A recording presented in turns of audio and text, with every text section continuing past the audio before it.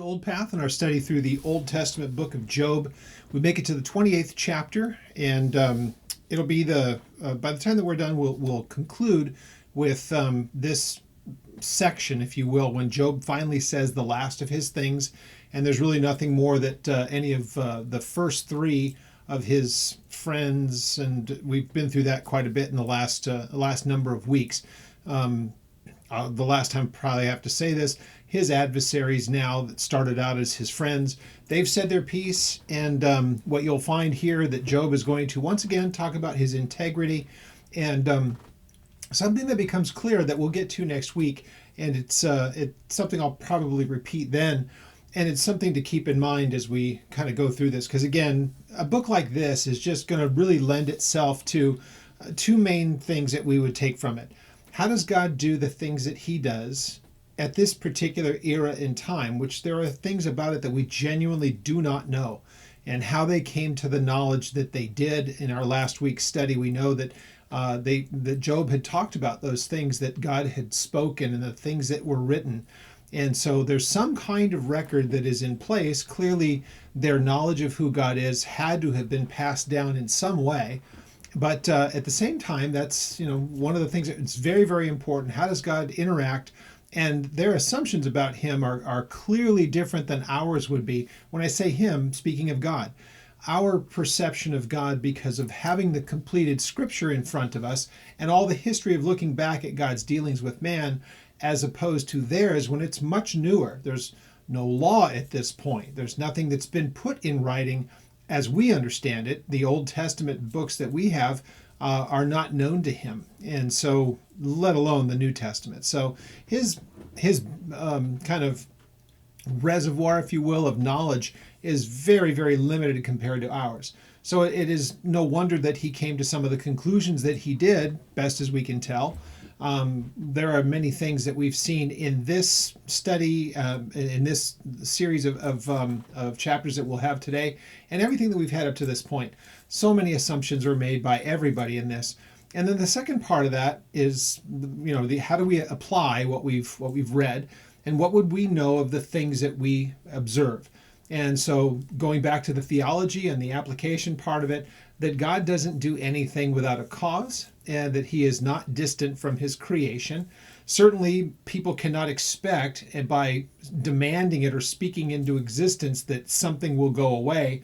And God does not reward people for their, quote, faith, because he had plenty of it, yet all of this calamity befell him. Also, that God, his mistaken notion, Job's, that God is going to control everything and man doesn't have any say in it, is a faulty notion, because clearly what we see here is that Job had the ability to curse God. That was the opening salvo in this whole thing, that the devil said, if you take away things, he will of his own will, he will curse you.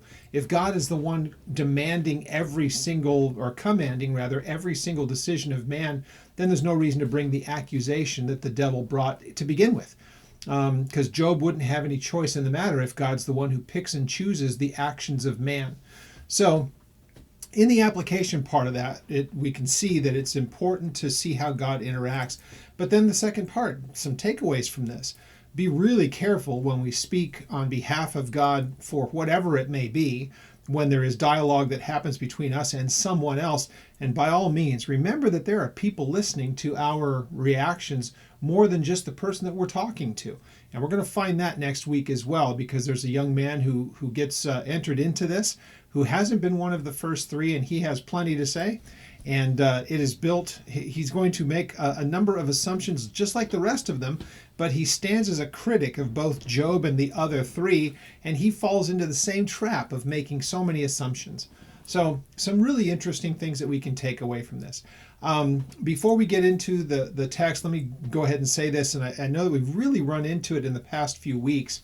There are statements that Job and the others make that are really kind of unclear to us. And mainly it's because they will say things that sometimes in the language is very difficult to try to process in the English.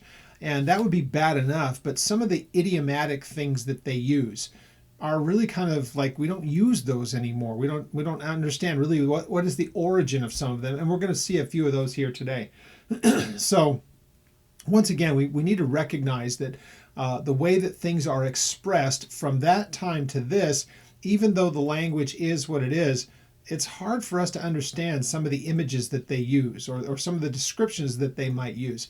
And so there are times that we just have to go, not really entirely sure what he means by this. To them, it might have meant something entirely different. Just a straightforward reading of the language doesn't always lend itself to a really seamless way of understanding what they mean. But it doesn't change the big picture of what we're studying here. Really, I mean, you can encapsulate the whole thing by just saying that everything to this point has been Job and his counselors. It's one round after another of I'm innocent, yet God is pursuing after me on Job's side of the whole things. I'm not a perfect man, but everything that I have done, that I have ever been of anything that would have been a failure before God has been acknowledged for him, and I've sought his forgiveness. His adversaries, you're a liar and you're a hypocrite. You can go ahead and claim your innocence all you want, but take a look at the condition of your life, and clearly you are at fault because God doesn't just do this for no reason. So I mean that's kind of, you can take all of these chapters that we've been studying, and it's going to be something along those lines. So there will be really no change in it here. He's going to continue to speak about his innocence, and he's going to reflect on what was and what is now currently. And in it all, you get from him that I don't understand why things are the way that they are. They don't make sense to me. I don't get it. Why are these things happening as they have been? All I would like is some direction. If only I could plead my case to God, but he basically, when I call, he doesn't answer the phone. It's that kind of a thing. And I'm sure that we've all been there as well. But at the same time, we should never reach the conclusion that just because God doesn't answer on our timetable or in the way that we want, does it mean that somehow he's distant and not paying attention. To think that and to believe that is just to believe something that is not shown in Scripture. Scripture shows quite the other. The only thing about it is timing, and sometimes we don't like the way that God does the things that he does in his timing, but it doesn't mean that he is aloof and not paying attention. So we should be careful about all of those things and again, the assumptions. And these guys made quite a number of them. So we're going to be in chapter 28. We're going to start there, and we will get to chapter 30. And there's a lot of 31. So 28 to 31, a lot of very interesting things that Job has to say. This is his dialogue as he concludes all of this. So let's have a word of prayer. We'll pick up at chapter 28. Father, we thank you as we come to your word and as we seek out understanding. And how may we learn from this? What are the things that we can get from it? We're not looking at the named places. We're not looking at the history of the children of Israel as we do so often in the Old Testament. We're not looking at any of those kind of things. We're looking at something that is much different and much older than that. But we want to know what we can learn from this, and how may we grow in our understanding of who you are? How can we apply the lessons that could be gleaned from this? And how may we be pleasing to you? And we give you all thanks and pray that you would open our eyes by your Holy Spirit. We ask it in Jesus' name.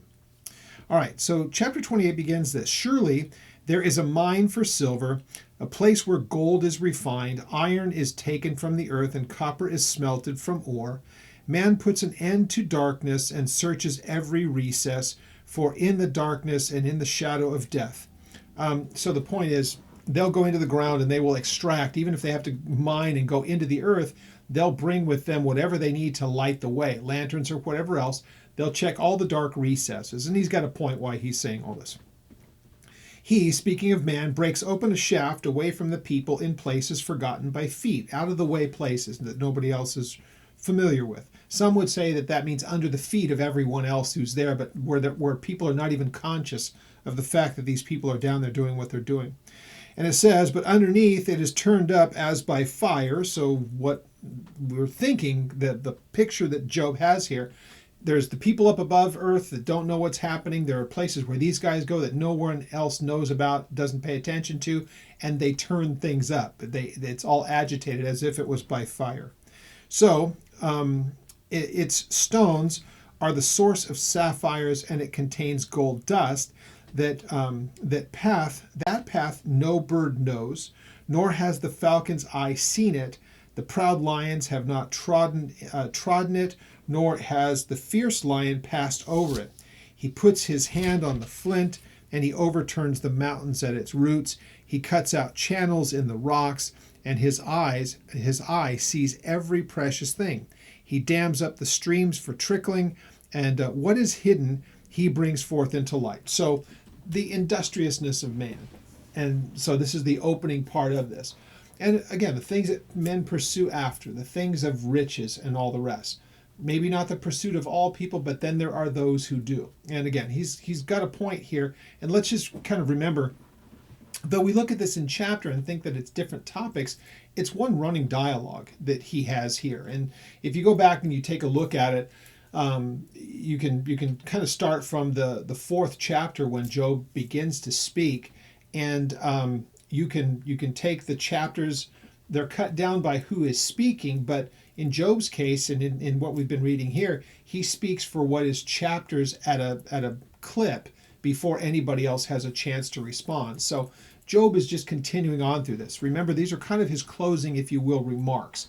These are the last things that he is saying. So these are his observations about what the rest of life is like. There is the futility of things. There's the looking back on his life. He's thinking he's got to be at the end of his, because things can't endure this way. God is about, as he sees it, God is going to have to be finishing the job on this. And he really does look at the point where I'm going to die from all of what is taking place here. So he becomes a little bit kind of looking back at things, nostalgic maybe even at some of these points.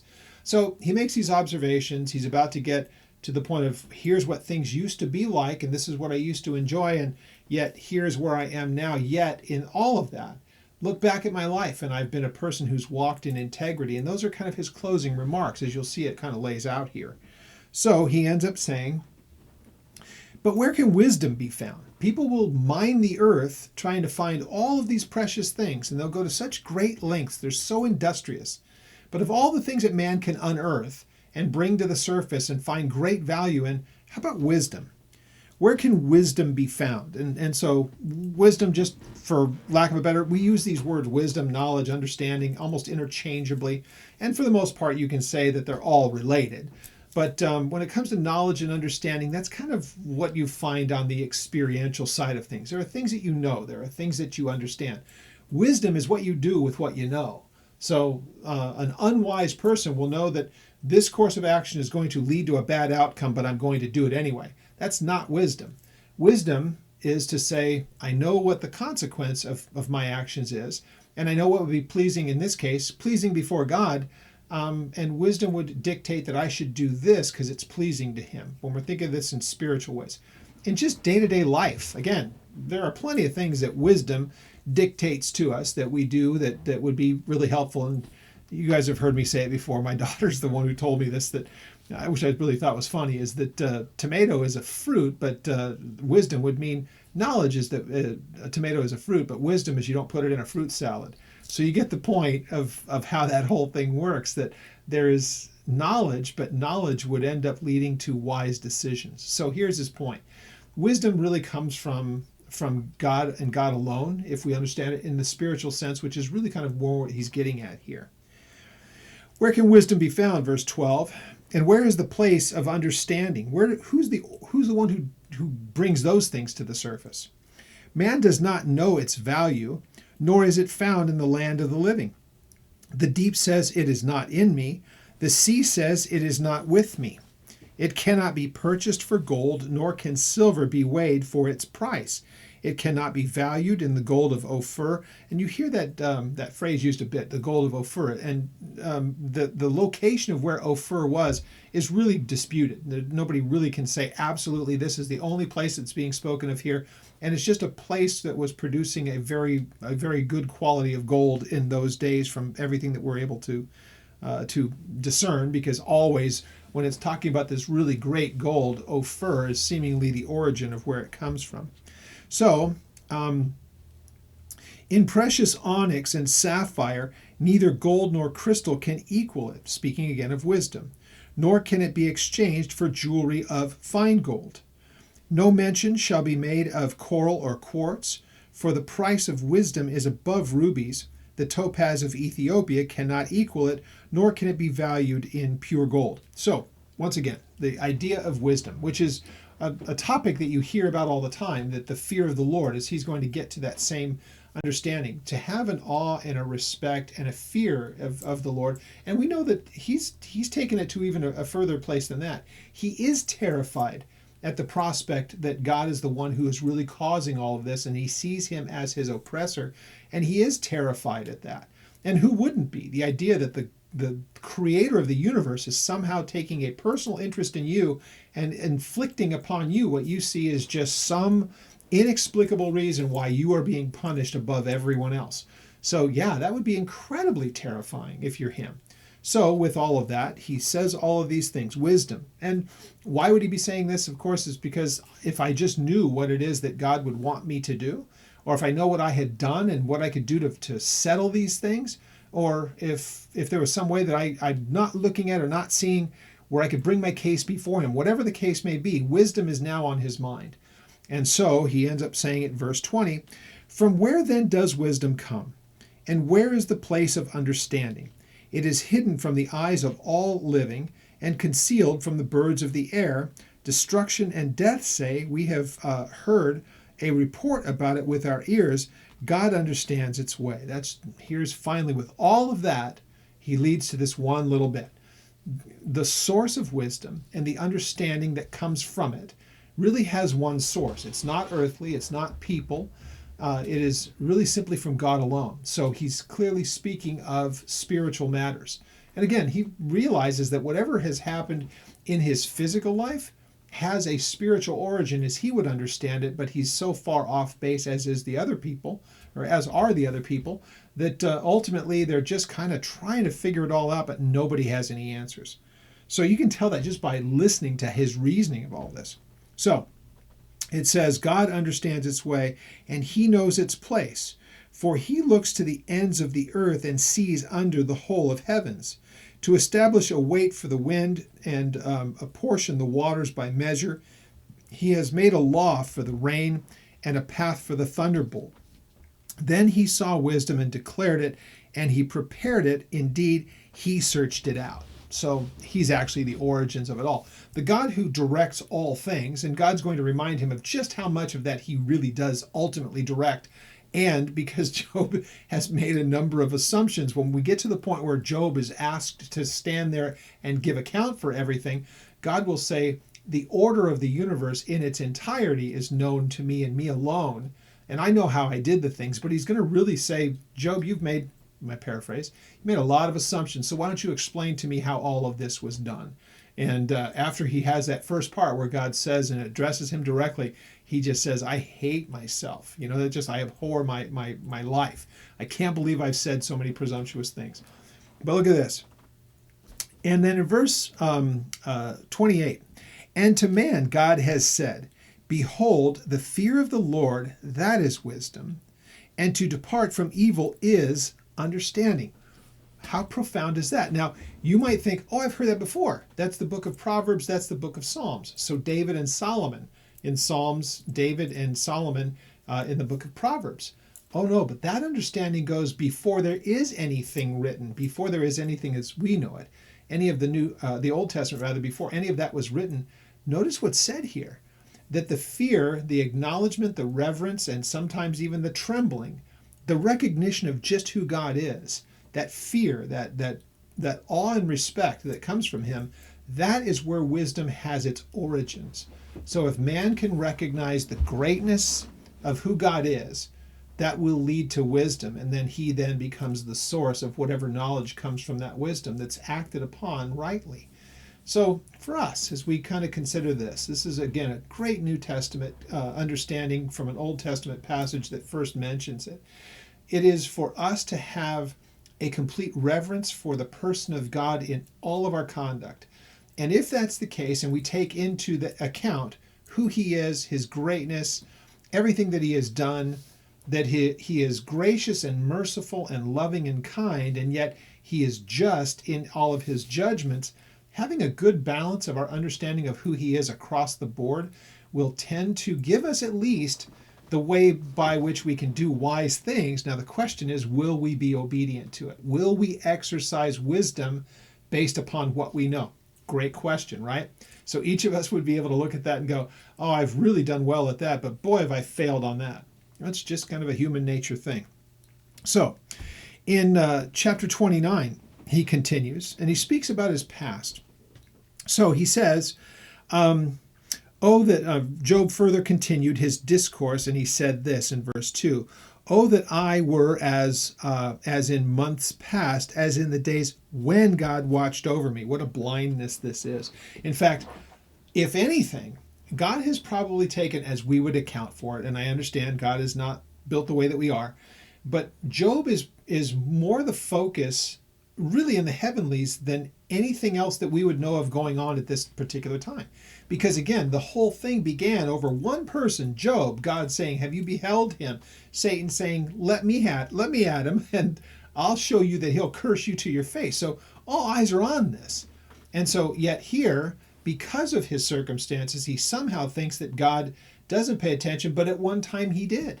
There was a time when, as he says here, there was a time when God watched over me, when his lamp shone upon my head, and when by his light I walked even through darkness. So everything was illuminated to me. And you can get an idea that there is this understanding that God does those things by his direction. Think of what David says in Psalm 119.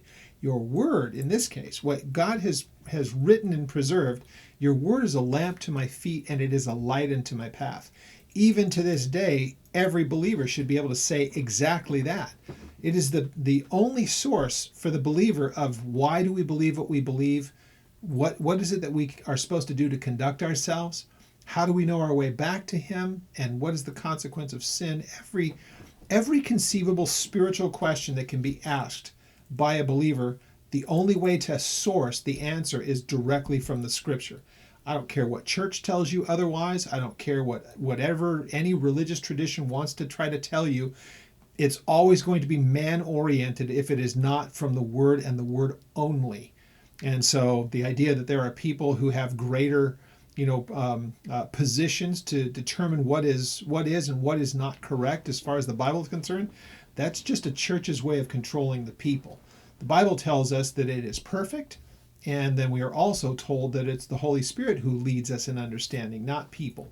So that's why hopefully I do this often enough to say, if you tune into these Bible studies and we go through this, please understand this as I go through it with you. We go through this whole thing together, because I'm not coming at this as any kind of an authority who knows better than anyone else. We're all coming to the same passages here. We have the same dependence upon the Holy Spirit to illuminate to us and to open our eyes to the entirety of Scripture. And nothing that we believe is only based on one particular verse at the exclusion of everything else that's in the text. That's just what we know from it. And no person is special in having some greater knowledge than anybody else could possibly have, because it's the same Spirit. We're all looking at the same book that's at minimum 2,000 years old. So if somehow we think that we're above everybody else in our understanding, need to get over yourself. And so, there's plenty of people that we see put themselves in some kind of place as being above everyone else. God's not impressed. So, verse 4.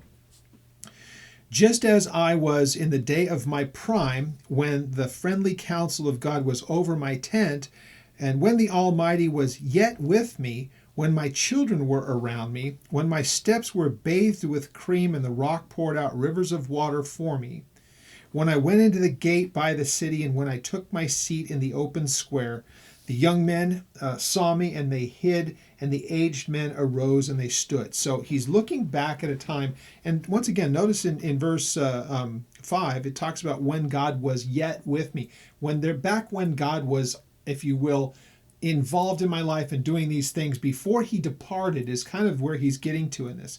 And he said, even when he went into the gates of the city. And so the gates of the city is where people would gather together. It's where the things were discussed. It was kind of where the guys hung out.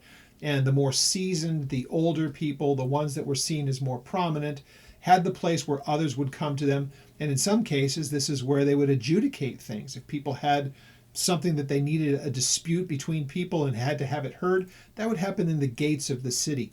And when we get to Israel, we see these in these very, very ancient cities, the gates of the city where all this would take place. So we know where those gates of the city would be. kind of when we get to places like Megiddo, when we get to places like Dan, and various locations where the cities and the kind of these inhabitants, these habitations rather, these fortifications had one way in, and there you would find the people would be together at the gates of the city. And so when he says in verse 8 that the young men saw me and they hid, or they wouldn't want to engage because, oh, that's Job. That's, he's like at the top of the echelon, and the younger guys, for whatever reason, don't want to come off as saying something that's not based upon wisdom because they lack a bit of it because of their youth, or because they're involved in things and they've been seen to do things. They don't need somebody calling them out. There's a few different ways that people view that. But either way, the younger people and even the aged ones as his age, they stood and they recognized and took note of him. Basically because of what he said, it was evident to the people who were there that God showed him favor. So verse 9, the princes refrained from talking, and they put their hand to their mouth, or over their mouth. It's like they wouldn't say anything. The voice of nobles was hushed, and their tongue stuck to the roof of their mouth. When the ear heard, then it blessed me, and when the eye saw, then it approved me. And so again, he was at the top of the pecking order as far as people who could be sought out. And again, this would go to the way that he has talked about how he was upright in the things that he had done. So people recognized, they took note of him and what he was and what God was doing in him. It was recognizable to the people. So in verse 12, because I delivered the poor who cried out, the fatherless, and the one who had no helper, the blessing of a perishing man came upon me. So even a person that was found in a place where he felt that he was dying, because Job would and had helped, that even at that there would be that blessing. And it caused the widow's heart to sing with joy at the end of verse 13. I put on righteousness, and it clothed me. My justice was like a robe and a turban. I was eyes to the blind, and I was feet to the lame. I was the father to the poor, and I searched out the case that I did not know. He'd go looking for these things. How can I bring justice? I broke the fangs of the wicked, and I plucked the victim from their teeth. So with all of what he's just said here, once again, he says this and he's able to put it out there for everyone to hear. It's like, you guys know who I am. And so whoever's hearing this, we know that at least 4, because he's got the 3 counselors and then the guy that we're going to be introduced to next week, Elihu, he's heard all of this. Who else is listening? I don't know. But no one would be able to hear the things that he's saying. If he hadn't done them, it would be too easy to say, you're lying. You've never done any of those things. So he says this as kind of just an open way of saying, prove me wrong. You guys have been there. You've seen. So he says in verse 18, then I said, I shall die in my nest. That's a way of just saying my comfort. And multiply my days as the sand. My root is spread out to the waters, and the dew lies all night on my branch. The root being towards the waters. If you put a tree close to water, the roots are going to go directly to the source of the water. So it's his way of saying there's a stability. There had always been a stability in me. I was close to the source of the water, never dried up. And even at night, even without that water source, the dew would be on my leaves. He was always in a place of just being able to say, I was never going to be dry. I was never going to have a problem for a want of water. So he says, my glory is fresh within me, and my bow is renewed in my hand. So never becomes brittle. And yeah, we're talking about bow. But again, what he's trying to say is that there was want for nothing. He had all the accolades of the people, but also for his personal life, everything was that of comfort. And this is what it used to be like. And this is how he just speaks about these things. Men listened to me and waited, and they kept silence for my counsel. After my words, they did not speak again, and my speech settled on them as dew. They waited for me as for the rain, and they opened their mouth wide as for the spring rain. If I mocked, or if I looked upon them, smiled, if I even chuckled, it wasn't the idea of mockery like making fun of or talking down to. It's just the idea if I would take the time to consider them, and they knew it. They could see it by a gaze or by a smile or a laughter. If they could see these things, they did not believe it. It's like, why would he take notice of us? And so it says, and the light of my countenance they did not cast down. They sought it out. It says, I chose the way for them, and I sat as chief. So I dwelt as a king in the army, and as one who comforts mourners. So he's going to contrast this in chapter 30. It's going to be, but look at me now. So what we see here, I believe we can look back to the very first chapter. When God says, have you considered my servant Job, that there's none like him who is upright as he is? In fact, let's go there. Let's go back to the first chapter.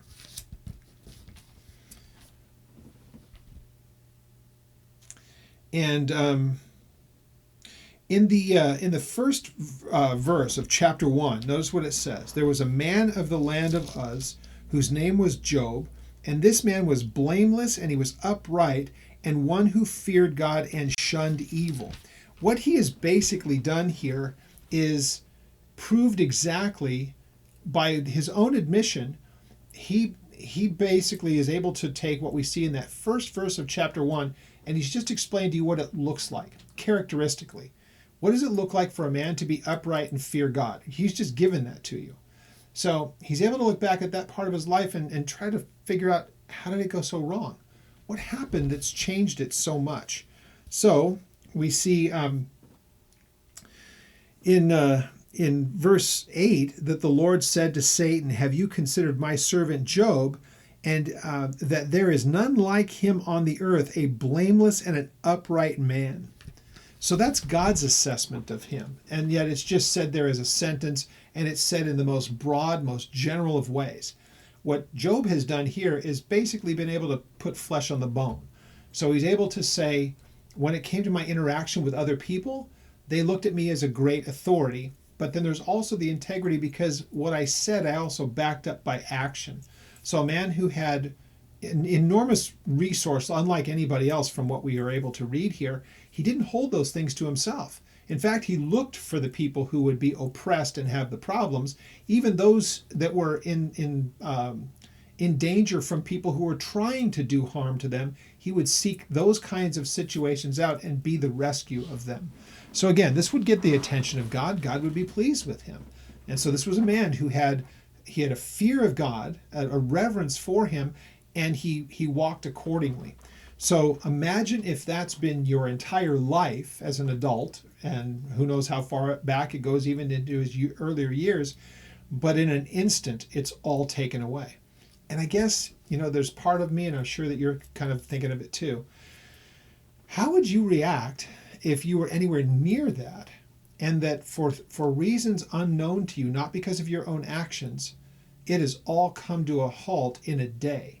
Compound that with the fact that you cry out, God, what has happened? What have I done? Is there something that I have done? Or how is it that I can come back to you and present this to you? Because it just seems uncharacteristic. It seems wrong. And nothing has changed on my side of things. And yet everything about my life and things that have happened to me are the complete opposite. And now here are these people that just keep piling on to the misery that he has. He has to endure listening to these guys. So, chapter 30, you'll notice a real change. But now, those same people who used to hold him in great esteem, but now those very same people, they mock at me, men younger than I. The ones who used to hide from me are now the ones who are openly mocking me. They used to be in a place of just almost fearfulness, or a reverence, that they wouldn't want to speak, they wouldn't want to be around him for fear of being exposed in some way. But these are the same people that are mocking me, whose fathers I disdain to put out with the dogs of my flock. They're basically, it is kind of a statement about who they are. Even their fathers are people that just were the type that would mock. You would expect them to do it. They used to keep silent, not because they had reverence, but rather because they were of lower quality of people. Even their fathers, same kind of a thing. Yet these are the ones who are able to disdain and mock him. Indeed, what profit is the strength of their hands to me? Their vigor is perished, it's fleeting. And again, why do I look at them? Why should I care that they mock? Who are they? So they are gaunt from want and famine, fleeing late in the wilderness, and desolate and waste. Interestingly enough, he said, these people who mock me, look at their condition. Who are they that they would do this? And again, it's not really a protest about who are these people that they would do this. It just says It's gotten that bad that even the most base of people is able to look at me and mock me, considering where I once was. Now here's where I am. So again, you can see a man who's trying to figure it all out. This doesn't make sense to me. So verse 4, who pluck mallow by the bushes, and that's just the herbs, the different types of things. They just gather it up by the bushel, and the broom roots for their own food. These are people who have to scavenge for what they get. They were driven out from among men. They shouted at them as at a thief, and they had to live in the clefts of the valleys, in the caves of the earth and of the rocks. Among the bushes they brayed. Under the nettles they nestled. They were sons of fools, and yes, sons of vile men, and they were scourged from this land. His point is, again, as I've just kind of said, the people who used to have reverence for him, from top to bottom, there was no one that really looked at him as he's less than we. Now he's the most base elements of humanity. The ones that have been cast off are looking at him, and that puts him beneath even them. That's how they view that. And now I am their taunting song, and I am their byword. I'm their topic of discussion. So whatever they may find in their own misery, it's like, yeah, but Job. Now he becomes like the end of each joke. So they abhor me. They keep far from me. They do not hesitate to spit in my face, because he has loosed my bowstring, and he has afflicted me, and they have cast off restraint before me. So once again, he recognizes where, as he sees it, all of this is coming from, and it makes no sense to him. Even these people are able to say the things because God has abandoned me in this time, and he's brought me to such a low place that everybody, from the worst of the worst, they're able to mock me because of how precipitous and how dramatic his fall is. And again, he just doesn't understand it. So, verse 12, at my right hand, the rabble arise. They push away my feet. That's like trying to make him slip and fall, trip. They raise against me their ways of destruction. They break up my path. They promote my calamity, and they have no helper. So they're not just, these are people who have no assistance. They have no one that they could go to, and yet they there themselves are my oppressor, and they look to make my life difficult. They're kicking me while I'm down, basically. They come as broad breakers. Under the ruinous storm, they roll along. Terrors are turned upon me. They pursue my honor as the wind, and my prosperity has passed like a cloud. So they heap themselves up against him, and they're a constant reminder of just how bad things have become. That these are now my tormentors. These are people that would never even come and cross my path before. Not because he didn't seek them out. Remember, he's already said, the oppressed, those people who had no help but were right, I would go and take care of them. These are also people who have no help, but they don't desire it. These are bad people, as he would account for them, and yet they are the ones who not just mock, but they look to make his misery worse. Verse 16. And now my soul is poured out because of my plight. It's just been emptied. The days of affliction, they take hold of me, and my bones are pierced in me at the night. That's just that excruciating pain.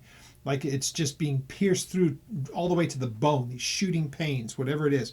Goes along to whatever we know, the little bit that we do. There were things, the best that we know, he was talking about scratching these sores that he had, even with pottery. So he had something certainly of skin and everything else, but who knows what else was taking place internally. This man is just afflicted in incredible ways. Now he says, at night I have these shooting pains, even to the bone. It's just misery. It's hard to even wrap your mind around it. And he says this, and my gnawing pain take no rest. By great force my garment is disfigured.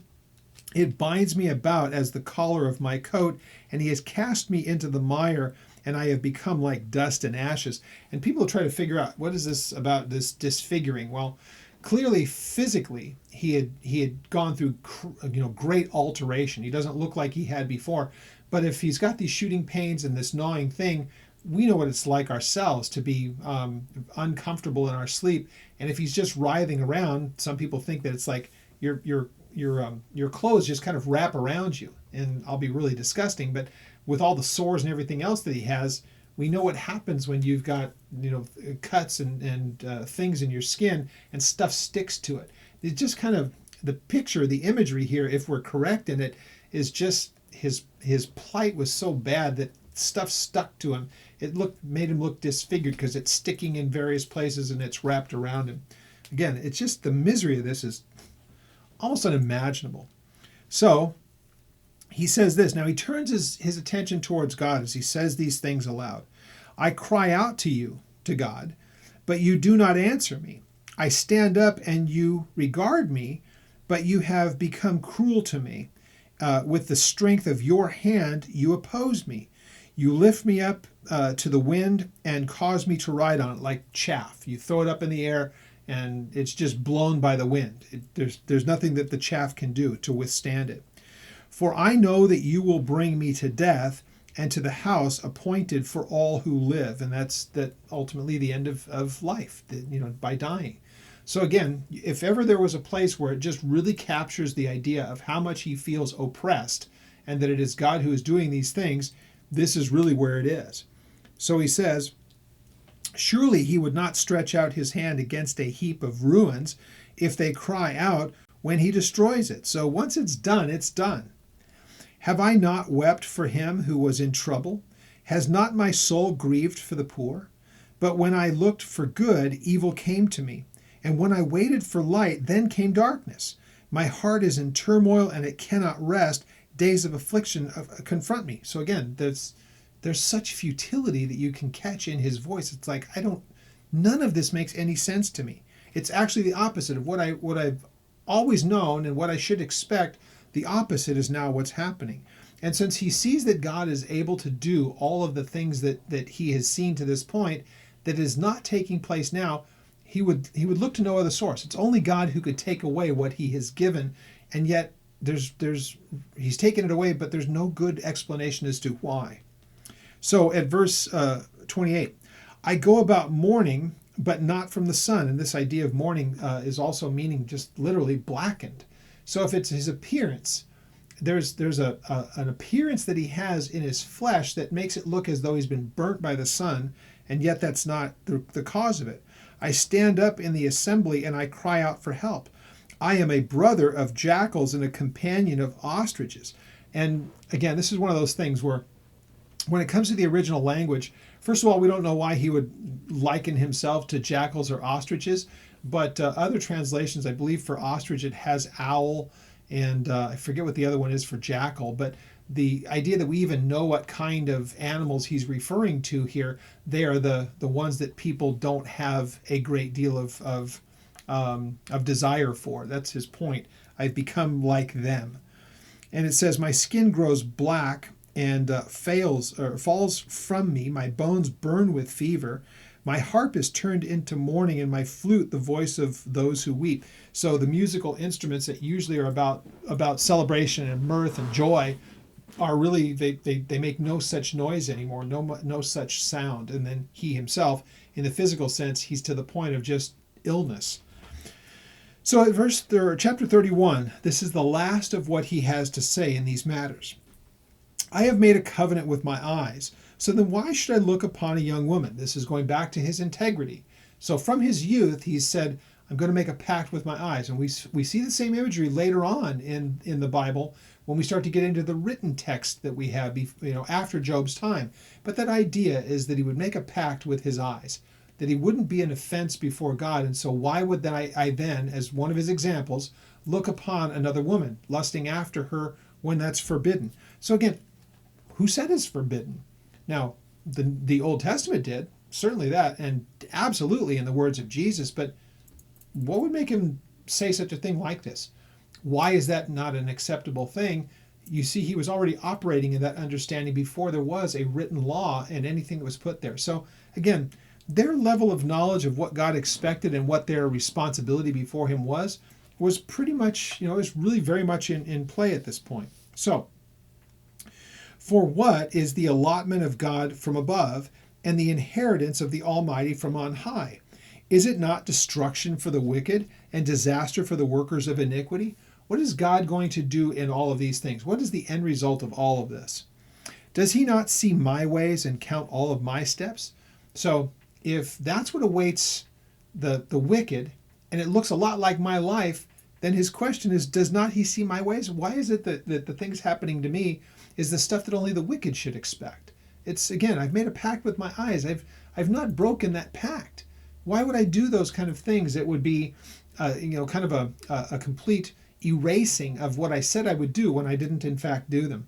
Does he not see my ways and count all my steps? Verse 5. If I have walked with falsehood, or if my foot has hastened to deceit, let me be weighed on honest scales, that God may know my integrity. If my step has turned from the way, or if my heart walked after my eyes, the things that I see, if I did the things that my flesh would desire, or if any spot adheres to my hands, then let me sow and another eat. And yet, yes, let the harvest be rooted out. Let everything that I've worked for, if I'm not doing the things that I've said with my life, if I haven't walked in integrity, then fine, let me come to ruin and let somebody else have everything that I labored for. He would only say that if he would say, but that's not the case. Again, you could just see a man who's going, I don't get it. I don't understand this. So he says this, if my heart has been enticed by a woman, or if I have lurked at the door of my neighbor, then let my wife grind for another and let others bow down over her. And yeah, it's kind of graphic picture here, but let her become the servant and the wife or even the concubine of someone else. Now, it's not saying, let me make a wager. It's not that kind of a thing. He says, if what I'm saying is not true, then even something that should be the unthinkable, that my wife could be somebody else's servant and be used for those kinds of things of grinding, wheat and making it into bread, being a servant or kind of an enslaved person, even to the point where that bowing over, it really means what it sounds like it means here, that she could become someone's concubine or someone's conquest. If that's the case, if I've really broken this integrity, then fine, let it become somebody else's possession all the way up to my wife. So for that would be wickedness. Yes, it would be iniquity deserving of judgment if I had said one thing and done another, or if I had said that I walked in integrity and yet did something entirely different. Let everything be taken from me. So he says, for that would be a fire that consumes to destruction and would root out all of my increase. So that, again, that would be the end result. If I said one thing and something else was actually true, let him have at me like I feel that he is, but there would be a justification for it. If I have despised the cause of my male or my female servant when they complained against me, what then shall I do when God rises up? When he punishes, how shall I answer him? Now, this doesn't say that his servants ever did that, but if one of them would have come and had a case against me, what would I say if God had one against me? Now, it's not that he's saying that must be the case, because he believes that is not the case. But honestly, I'm not hiding anything, because I can't. Even if my servants could call me out and say, I'm saying one thing, but I did another, how much more so can God be able to say, no, I see it much better than anyone. You can't hide anything from him. What then shall I say when God rises up? When he punishes me, how shall I answer? Did he not make, not he who made me in the womb, make them? He did just like they did. Did not the same one fashion us in the womb? So the evil versus the good. If I have kept the poor from their desire, or caused the eye of the widow to fail, or eaten even a morsel by myself, so that the fatherless could not eat of it, but from my mouth I reared him as a father, and from my mother's womb I have guided the widow. So his point is, if I wouldn't eat and I wouldn't partake of anything at the expense of the poor. And so that was one of the accusations that's been made against him. In fact, if we go back and look at all of this, everything that he has said here is a direct answer to all of the accusations made against him. So he kind of gets a chance to put them all out there all at once. So he says, if I have seen anyone perish for lack of clothing, or any poor man without covering, if his heart has not blessed me, and if he has not been warmed with the fleece of my sheep, if I have raised my hand against the fatherless, when I saw I had help in the gate, then let my arm fall off of my shoulder, let my arm be torn off from its socket. For destruction from God is a terror to me, and because of his magnificence, I cannot endure. So again, if I say one thing and do another, then let calamity fall on me, because it would be a just result. I could understand why the things would be happening to me as they are if my actions were the cause of it. Again, these are the accusations made against him. So if what has been said so far is true, then let all of these things continue to happen to me, and they would be deserved. But implied in this is none of that applies. It's not true. In fact, this whole part of his discourse is to show I have always been consistent on this. Where there's need, I've met it. I've never done anything at the expense of some other, and I've gone out of my way for no reason other than because it's the right thing to do to take care of the needs of others. This is challenging when you read it, because you just think this is a life well lived. So he says in verse 24, I have made gold my hope. If I had made gold my hope, or if I said to find gold, you are my confidence, if I rejoiced because my wealth was great, or because my hand had gained much, if I have observed the sun when it shines, or the moon moving in its brightness, so that my heart has been secretly enticed, and my mouth has kissed my hand. That's a way of pledge. This is kind of more going towards the idea of idolatry, or a pledging of yourself. The idea that you would touch something and bring it to your mouth. In Israel now, we had this trip planned. Actually, as you're watching this, we're in Israel. I had to record some of these before we went. But when you walk in and out of doors, there are things called mezuzahs that are up on the doorposts around it, all taken from Deuteronomy 6. But in it is a Shema, and it is, Hear, O Israel, the Lord our God, the Lord is one. And as they walk through, they're to take notice of it. It's a literal thing that they have done from what is probably just as much figurative than anything else, but it's the idea of having a reverence for the oneness of God. So they've made these little things, and you'll see people, the devout, will go by it. They'll do one of two things. They'll either touch it and bring it to their mouth, or they'll kiss their hand and put it up and touch it. It's that recognition. It's paying that due homage, that respect. So here again, this is his way of saying, if I've done anything that's even idolatrous, if I've done those things. So this also would be an iniquity deserving of judgment, for I would have denied God who is above. If I've done any of these things that he's just said there from verse 24 on, if I was guilty of any of those things, it would be a dishonorable thing, and God, again, would have every right to do what he's done to me. The implication is I've done no such things, and yet, once again, here we are. So, verse 29, if I have rejoiced at the destruction of him who hated me, or if I have lifted myself up when evil found him, indeed I have not allowed my mouth to sin by asking for the curse upon a soul. So even my enemies. And notice what he's done here. He's said that of all of his counselors, you're wrong, you're worthless, you bring nothing to this, you've actually made things worse. He said all of those kind of things, but nowhere does he say, God, strike them down. He doesn't look for any kind of vengeance on them. He just tells them, you guys are horrible at what you do. You've offered no comfort whatsoever. And so he says, but I've never done that. Even my adversaries, I don't ask that God curse them. So he says, if the men of the tent have not said, who is there that has not been satisfied with his meat? Nobody's bringing accusation against me, he says. But no sojourner had to lodge in the street, for I have opened my doors to the traveler.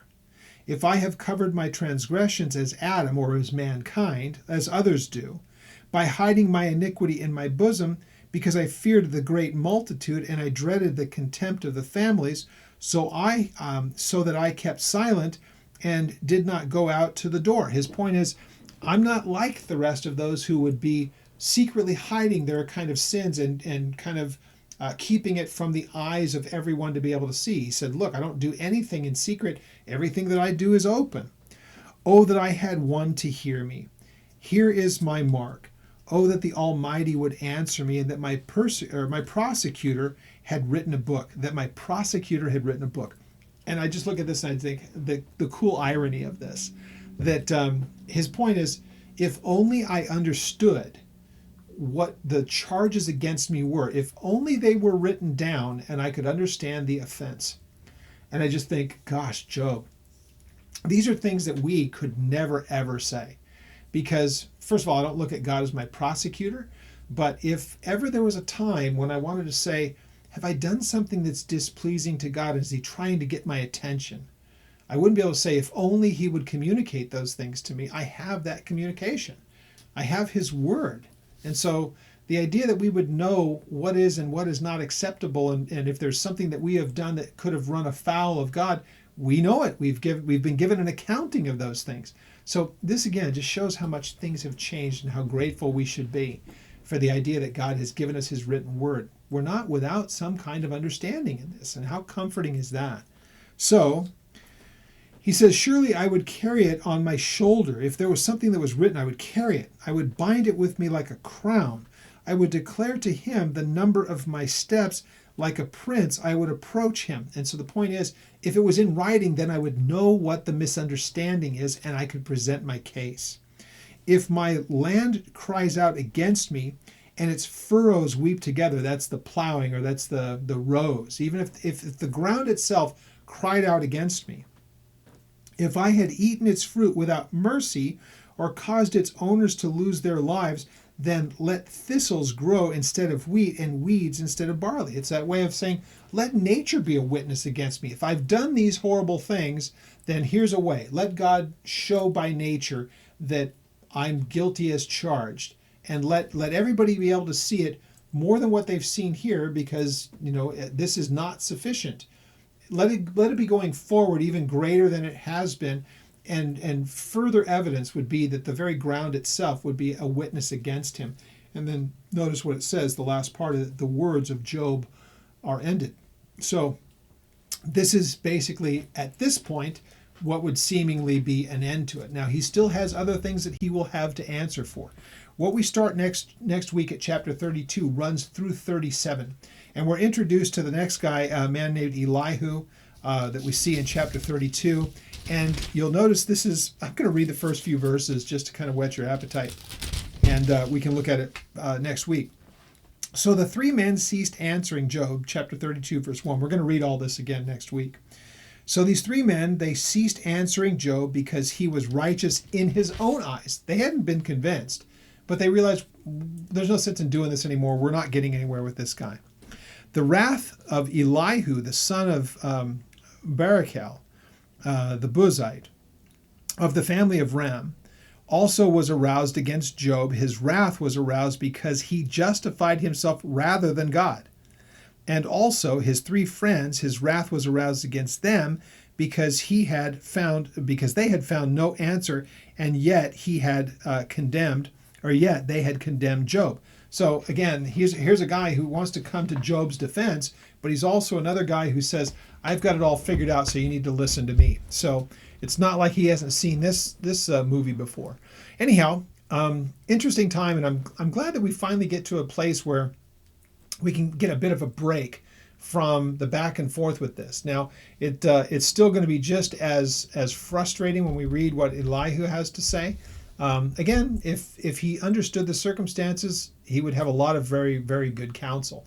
But again, he, like others, have made a lot of assumptions, and he has some of the stuff you would say, gosh, that just sounds really prideful. It does. So still some very interesting things to go in this book before God speaks, and we'll be picking that up at chapter 32 starting next week. And if anything that we've had in this time, really since chapter 4 when Job began to talk up until this time, any questions on that, contact us through the ministry's email, and that is at oldpaththeology.net. And I look forward to starting this next set of chapters in the book, a little bit of a pivot to a different person who is speaking. So we'll pick that up next week at chapter 32.